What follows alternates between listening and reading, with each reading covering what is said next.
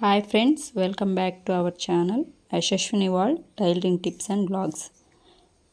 Friends, బ్లౌజ్కి shape belt ఈజీగా ఎలా కట్ చేసుకోవాలో చెప్తానండి. ఈ ప్రాసెస్ కనుక కట్ చేసుకుంటే మీకు చాలా ఈజీగా ఉంటుంది. ఇట్లా కట్ చేసుకున్న బ్యాక్ పార్ట్ పైన ఫ్రంట్ పార్ట్ని నీట్గా సెట్ చేసుకోండి.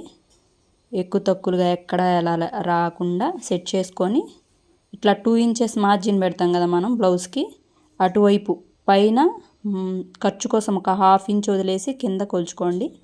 నాకైతే 1/4 వచ్చిందండి. 2/3 దాన్ని మనం క్లాత్ మీద మార్క్ చేసుకుందాం. ఈ విధంగా కట్ చేసుకుంటే చాలా బాగుంటుందండి. మీకు సైడ్ జాయింట్లు వేసేటప్పుడు ఎక్కువ తక్కువలు రాకుండా ఉంటుందండి. ఇంకోసారి చూడండి, 1/2 ఇంచ్ మార్జిన్ పైన వైపు వదిలేసి కింద వరకు బ్యాక్ పార్ట్ ఎంత ఉందో అంతా కోల్చుకోండి. 1/4 దీన్ని మార్క్ చేసేసుకోండి. ఆది బ్లౌజ్ తీసుకోండి. ఆది బ్లౌజులో షేప్ బెల్ట్ పొడవు ఎంత ఉందో ఒకసారి కొలుచుకుందాం. షేప్ బెల్ట్ పొడవు ఉక్స్ పట్టి వైపు షేప్ బెల్ట్ పొడవు ఎంత ఉందో కొలుచుకుందాం.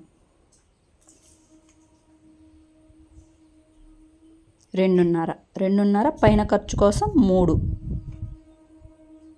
2.5 పైన ఖర్చు కోసం 3. ఈ 3ని షేప్ బెల్ట్ పొడవుగా మార్క్ చేసుకోండి. చాలా ఈజీగా ఉంటుందండి. ఇలా కట్ చేయటం వల్ల లాస్ట్ జాయింట్లు వేసేటప్పుడు ఎక్కువ తక్కువ రాకుండా చాలా స్టిచ్చింగ్ ఈజీ అయిపోతుందండి. ఇప్పుడు వెడల్పు ఎంత ఉందో కొలుచుకోండి.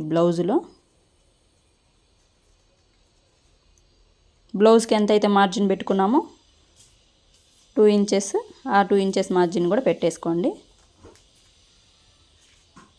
ఇటువైపు మనకు వచ్చేసి 1/4 ఆ 1/4 చివరన మార్క్ చేసుకోండి. 2 ఇంచెస్కి చివరన మార్క్ చేసుకొని ఇక్కడ స్టార్టింగ్ 3 పెట్టాం కదండి. 3 దగ్గర నుంచి ఆ 2/3 దగ్గరికి చిన్నగా కర్వ్ తీసుకుంటా కలుపుకోండి.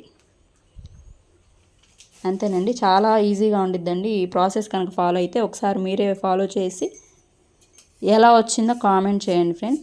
చాలా ఈజీగా ఉంటుంది. కొత్తగా నేర్చుకునే వాళ్ళకి ఇది చాలా ఈజీగా ఉంటుందండి.